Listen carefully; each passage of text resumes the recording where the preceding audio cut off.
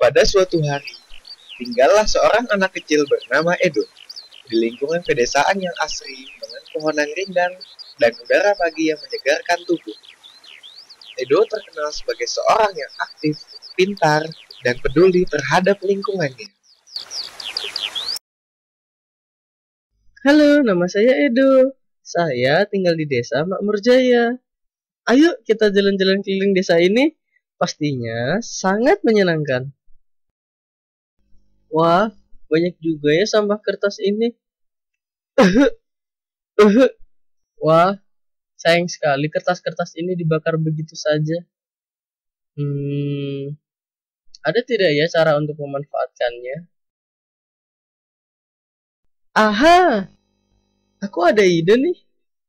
Bagaimana kalau kita membuat kertas daur ulang sederhana saja? Sepertinya seru. Nah, sebelum membuat, ini alat yang harus dipersiapkan.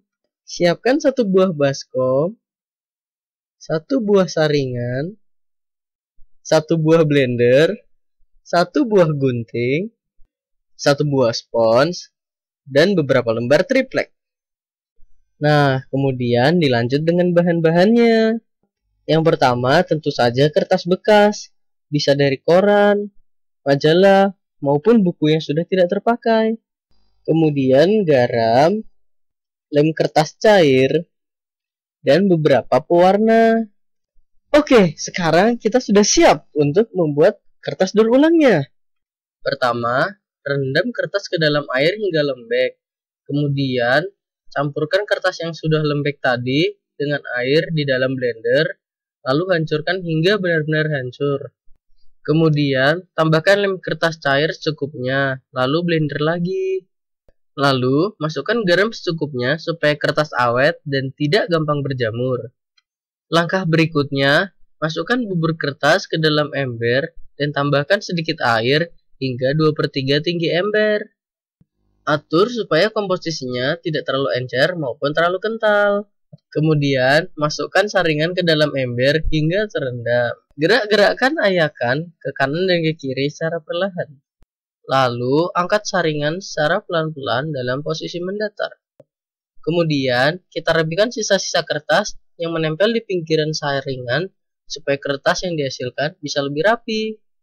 Tiriskan hingga air pada saringan menetes kembali ke ember.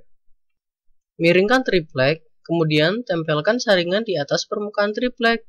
Mulai dari sisi bagian bawah dulu ya.